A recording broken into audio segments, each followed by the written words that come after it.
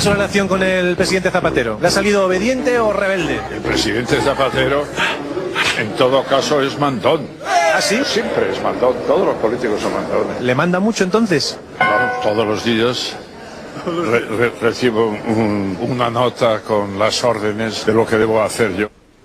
Jesús de Polanco murió ayer después de varios días de dolor insoportable, tanto que ni siquiera leía El País. Hoy lo cuenta en un artículo lleno de emotividad Juan Luis Cebrián, el consejero delegado y primer director del periódico. También los más destacados representantes del mundo de la política, la empresa y la cultura se han acercado hasta el cementerio de la Almudena para rendir tributo al presidente de Prisa. Sus colaboradores más allegados, como Juan Luis Cebrián, y las caras más conocidas del grupo que engloba a la cadena SER, El País, 4 y la editorial Santillana. El último adiós a Jesús de Polanco ha tenido una amplia repercusión en la prensa escrita española y de manera muy destacada en El País, el diario que él impulsó. Y hoy es un día en que estamos comprobando que hay mucho dolor entre la gente que los que le conocíamos y queríamos. Jesús de Polanco ha sido uno de los grandes españoles del siglo XX. Digo, líder de las libertades y campeón, así se refería a Jesús de Polanco, el sacerdote que esta mañana bendecía los restos mortales del presidente de Prisa. Cuando el presidente del grupo Prisa, don Jesús Polanco, falleció en 2007, nadie dudaba que era el empresario mediático, el magnate de medios más poderoso de España. En poco tiempo, aquel imperio se iba a tambalear. El señor Polanco, cuando falleció, era presidente del diario El País, presidente de la cadena SER y primer ejecutivo, hasta el año 2004, de Sogecable, cuando le cedió el puesto a su sobrino don Javier Díez Polanco. A esta Junta General de Accionistas quiero expresar públicamente mi especial reconocimiento a la labor realizada durante estos 15 años por don Jesús Polanco. Su visión como empresario al apostar por un proyecto innovador y de calidad, su capacidad de aglutinar a un grupo de socios e inversores en este proyecto, su firmeza, ejemplo... Sogecable era el operador que tenía Prisa junto a otros socios, entre ellos Telefónica y Vivendi, que controlaba el canal en abierto 4 y la plataforma de pago Canal Plus. Cuando el señor Polanco falleció, la sucesión era algo confusa. Su hijo mayor, don Ignacio Polanco, asumió la presidencia de Prisa para dar un aire de que la familia Polanco mantendría el control de la compañía como accionistas mayoritarios. Pero el periodista don Juan Luis Cebrián, como consejero delegado, asumió bastantes funciones ejecutivas. De hecho, se formó una comisión ejecutiva presidida por el señor Cebrián, por lo que había 2 presidentes. Además, poco después, el señor Cebrián reemplazó a don Ignacio Polanco como presidente del diario El País. Si a eso se sumaba que el señor Ignacio Polanco tampoco había asumido la presidencia de la cadena SER, que había asumido a través de Prisa Radio don Augusto del Cader, la presidencia de don Ignacio Polanco cada vez parecía más una presidencia no ejecutiva.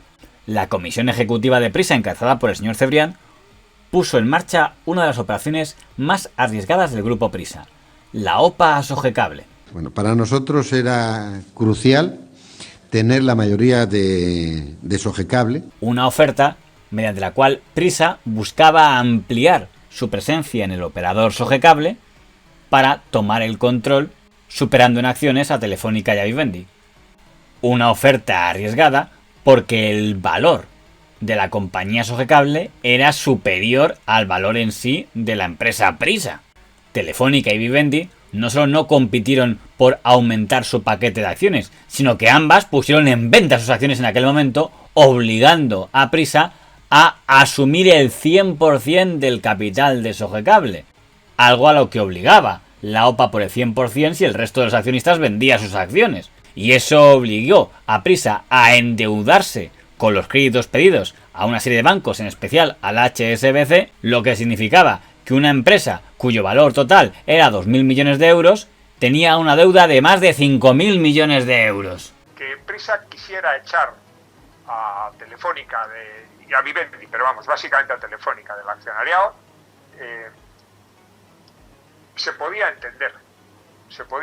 ¿Por qué? Pues claro, todo aquello coincide con la formación de 4, con las nuevas licencias de televisión en abierto. Lo que dicen estos es, oye, seguís teniendo el 40% de todo aquello que nosotros venimos haciendo, como vamos a seguir haciendo cosas, pues parece lógico que hagamos una OPA y nos vendáis, Y de la crisis financiera mundial, que a Prisa le pilló en un momento de transformación precisamente para pagar una deuda muy abultada, que en el momento de la muerte de nuestro presidente Jesús Polanco y primer accionista eran 3.500 millones, que ascendió a 5.300 millones precisamente. Jesús Polanco, que odiaba endeudarse, yo cuando le conocí, cuando compró la cadena SER, me invitó para presentarse como un rasgo de su personalidad, me decía que a él no le gustaba nada endeudarse. Si no se hubiera muerto Jesús Polanco, ¿qué hubiera ocurrido en ese proceso de la Comisión Juárez Maicao?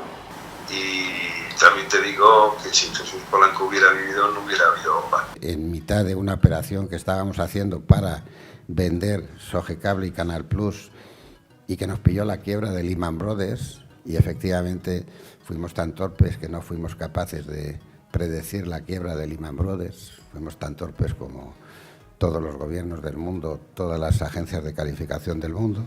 Aparentemente, el plan del señor Cebrián y su equipo era comprar el 100% de Sogecable para, acto seguido, dividirla.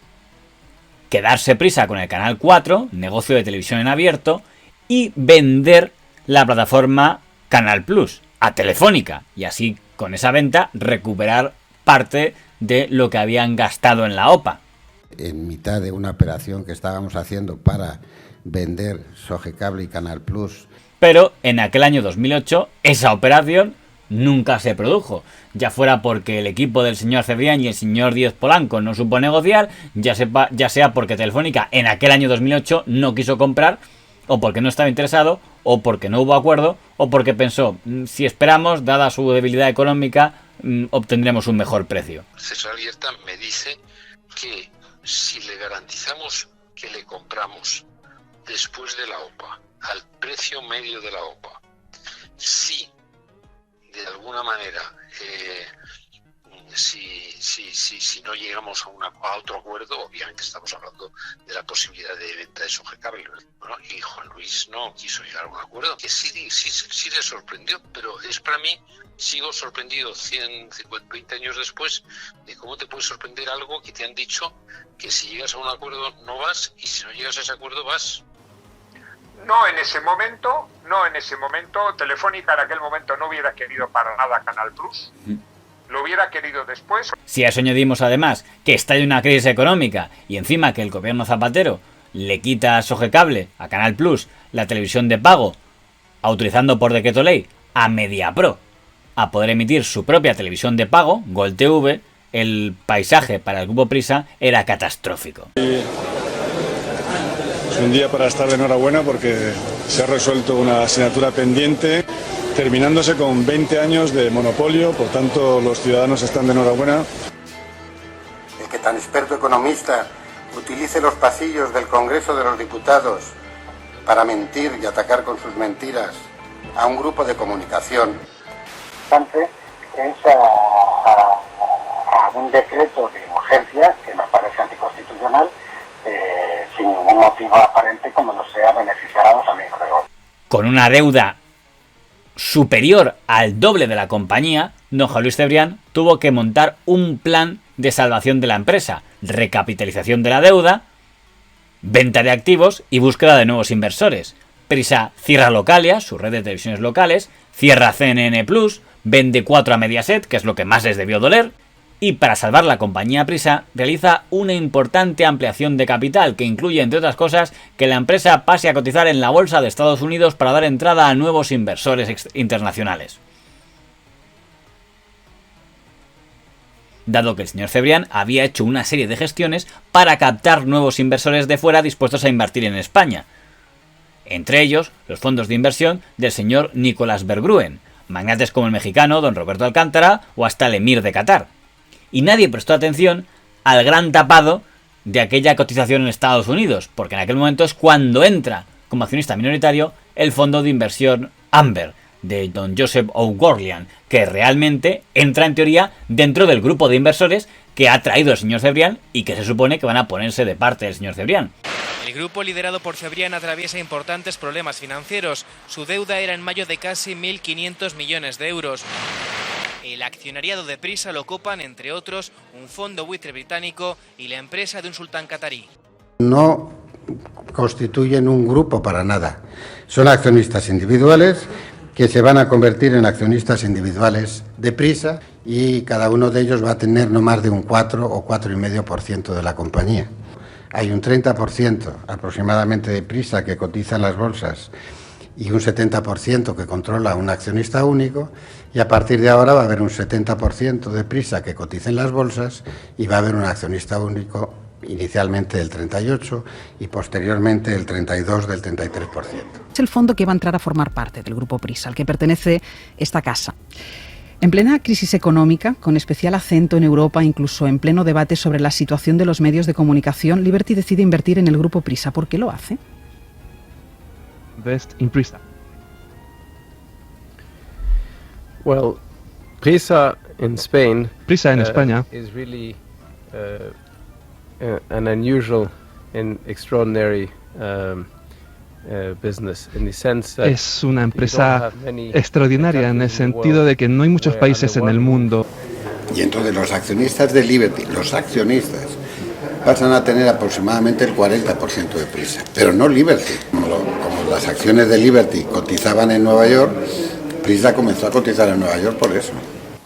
Lo más importante para la institucionalidad, para la libertad de prensa, para los contenidos editoriales, para el futuro de esta casa, es que esta casa sea fuerte. En la operación que hacemos para la entrada de Liberty es cuando entra con un 2% Amber. Amber entra desde el principio que salimos a bolsa. De hecho, con esta ampliación de capital, la familia Polanco pasa a ser minoría, y esta nueva mayoría es la que va a apoyar el ascenso del señor Cebrián, ya que en aquel momento el Consejo de Administración de Prisa, a propuesta de los consejeros independientes que encabeza don Gregorio Marañón Beltrán de Lis, proponen destituir a don Ignacio Polanco de la presidencia y nombrar a don Juan Luis Cebrián nuevo presidente del Grupo Prisa. Había efectivamente dos presidentes y en un momento determinado pareció que ellos estaban de acuerdo en que eso tenía un sentido limitado, y yo sí llegué a intervenir en la operación de que hubiera un solo presidente, pero vamos, no fue una iniciativa mía. Don Javier Díez Polanco también había quedado fuera de juego, puesto que había abandonado la compañía por discrepancias con la estrategia del señor Cebrián. Yo salgo por dos motivos. Uno, porque no estuve nunca de acuerdo con la OPA, y producto de la OPA no estaba de acuerdo que la forma para pagar la deuda era precisamente quitarte el activo que más valía. Por lo que Prisa ya había dejado de ser la empresa de la familia Polanco. Y en este momento, bueno, pues se da un golpe de timón. Cebrián sigue ahí. Cebrián, que es una persona que mientras... Es curiosísimo, es para entrar en la historia de realmente, como en los libros de economía, porque él se ha convertido en multimillonario según se iban arruinando todos los socios de esa empresa, ¿no? De esa sociedad. Todos los grandes... Paradoja, sí. El señor Cebrián lograría que una parte de los acreedores de Prisa aceptaran tomar participaciones como pago de una parte de la deuda, por lo que la Caixa, el Banco Santander y principalmente el HSBC pasan a ser accionistas minoritarios de la compañía. Representante. O sea, no hay nadie del Banco de Santander en el Consejo de Administración. Nadie del Banco Santander, el Banco Santander, es decir, este es uno de los mitos que se ha creado. El peso de la banca en Prisa es muy pequeño, es decir, bancos españoles prácticamente no tenemos ninguna deuda con bancos españoles. Sí, pero ¿qué porcentaje de acciones tiene la banca? 4% el Banco Santander y 4% la Caixa. Ese es el porcentaje de acciones de la banca española. Y no están representados en el Consejo de Administración. Tiene un 8%. No están representados ninguno de ellos. Pero consigue algo más importante, que es que Telefónica acepte entrar como accionista directamente de Prisa. De hecho, Telefónica se va a convertir en el principal accionista español de Prisa. La compañía que en el 2008 dejó tirada a Prisa para no ser su socio en Sogecable, ahora aceptaba directamente ser accionista de ella. En un momento en el que la compañía del señor Alierta y el señor Payete había decidido volver al sector mediático. En aquel momento, Prisa pone a la venta el último de sus grandes activos audiovisuales, Digital Plus, Canal Plus, DTS, y hay una oferta de Al Jazeera para hacerse con ella. Telefónica presenta una contraoferta y Prisa vende Canal Plus a Telefónica. que de hecho la cambiará de nombre y pasará a ser Movistar Plus.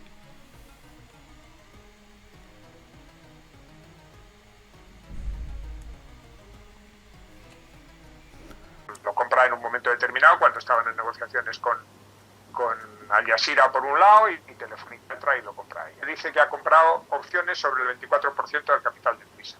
Es que las relaciones con Telefónica hasta hoy mismo han sido siempre muy complicadas. Yo eso era como un acto, ya te digo, las relaciones con Telefónica son tan complejas que merecen ellas solas un libro. Ha sido un socio muy incómodo.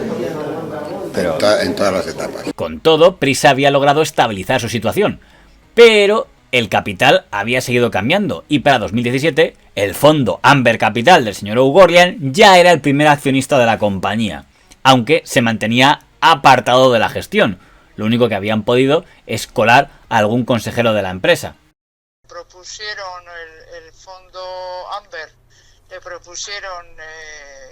o sea, le dieron la opción por su porcentaje accionarial de tener o de proponer consejeros y propusieron consejeros, como consejero independiente me propusieron y pasé los trámites habituales en la selección. En 2017, el señor Cebrián anunció que se ponía en marcha el plan de sucesión para reemplazarle al frente de la empresa. El primer paso fue nombrar a don Manuel Mirat consejero delegado de la compañía.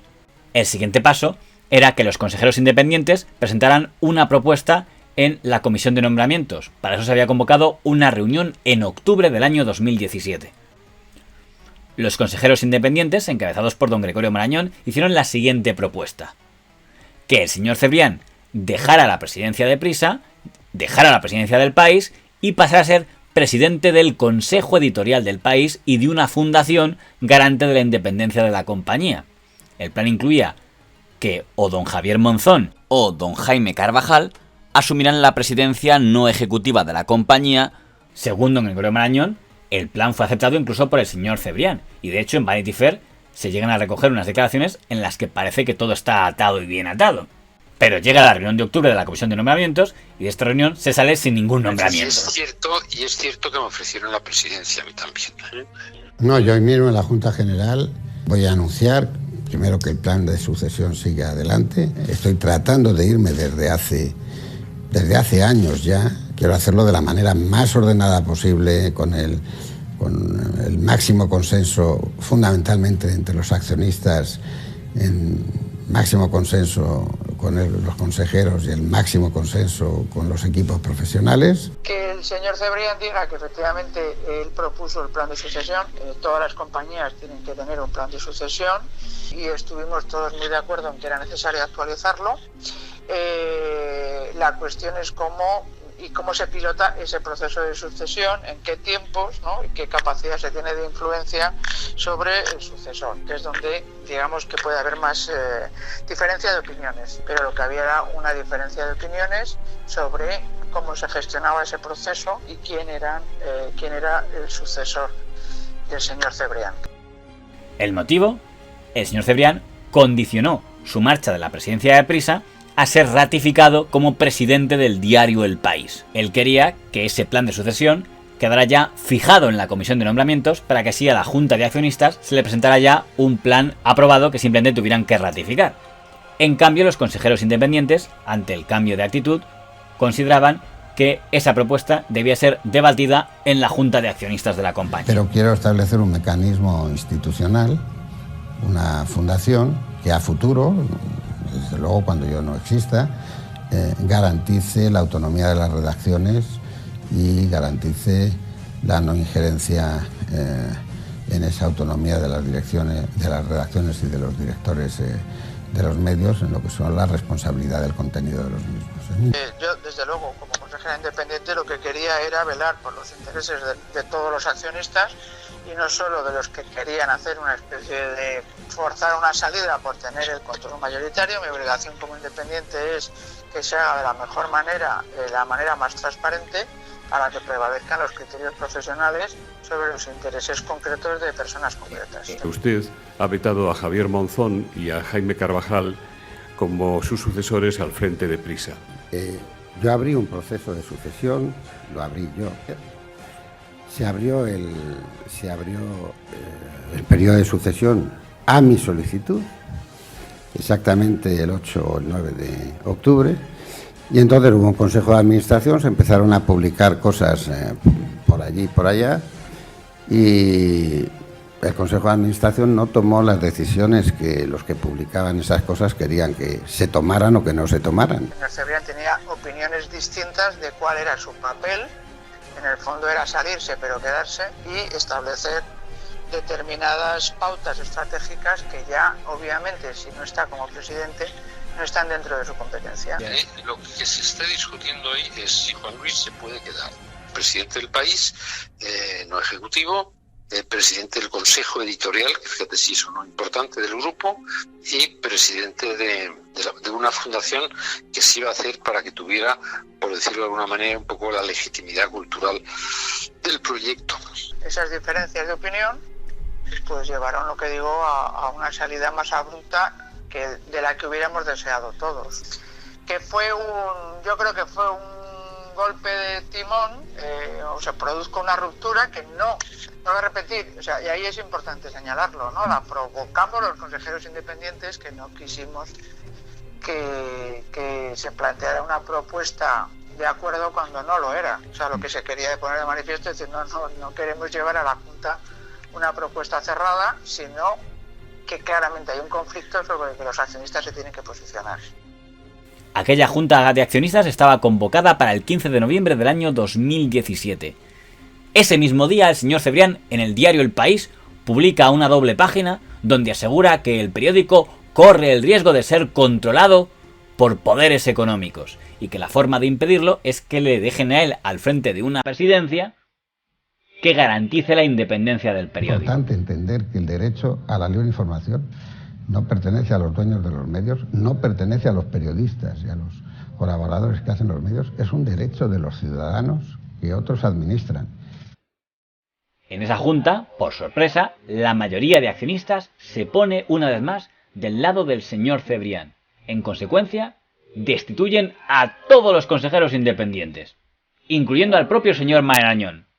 El señor Cebrián, en lo personal, se abstuvo en esa votación, pero nadie se le escapó que el accionista que pidió aquella destitución fue su abogado, el señor Cremades. Esa triste salida tuya, no solo, sino que muy bien acompañado, de eso.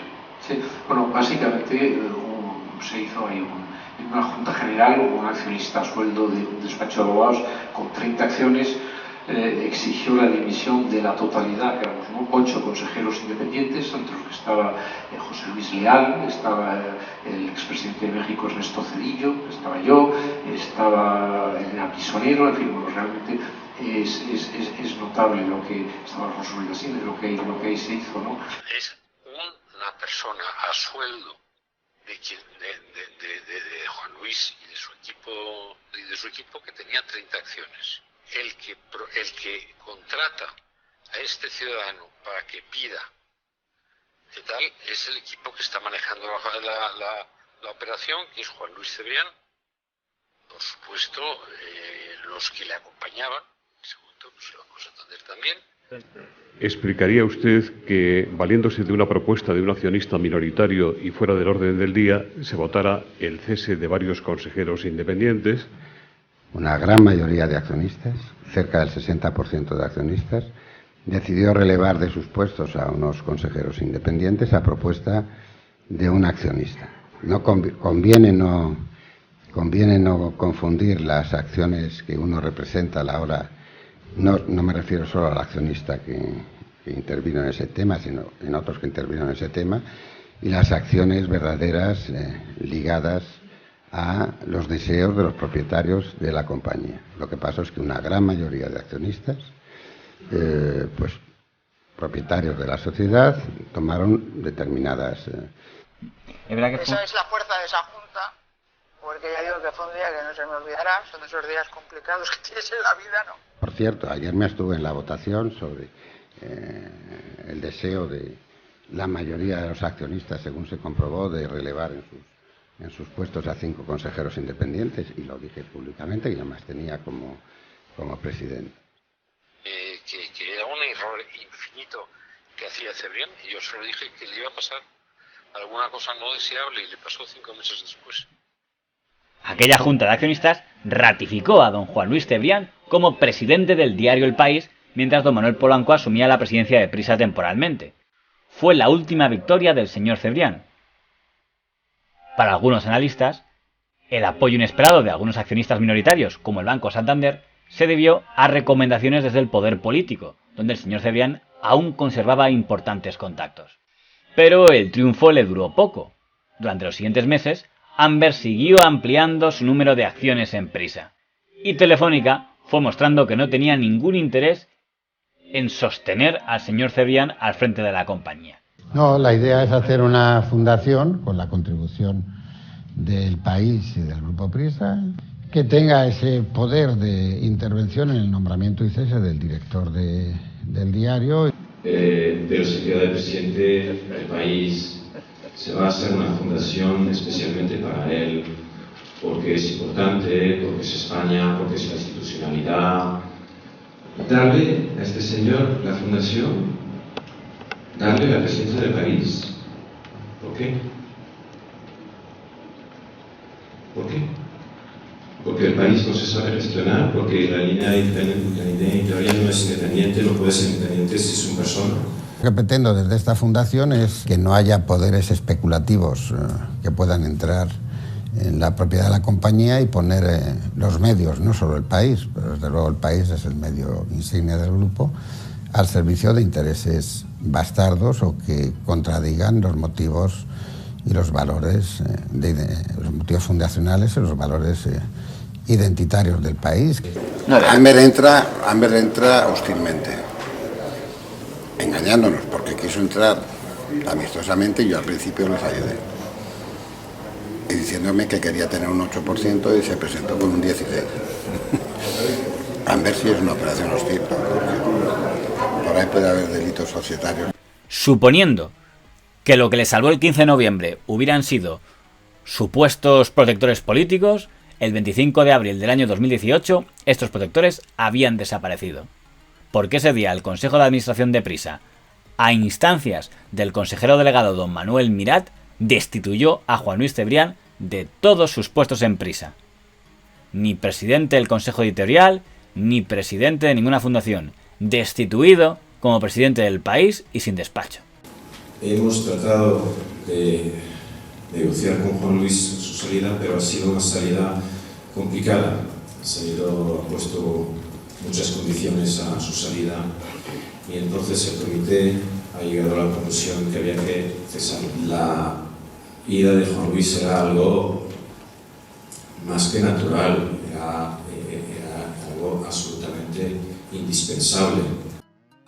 Don Javier Monzón, consejero independiente a propuesta del Banco Santander, asumiría la presidencia no ejecutiva de Prisa, mientras que don Manuel Mirat sería el primer ejecutivo de Prisa como consejero delegado y sería la persona que asumiría la presidencia del diario El País.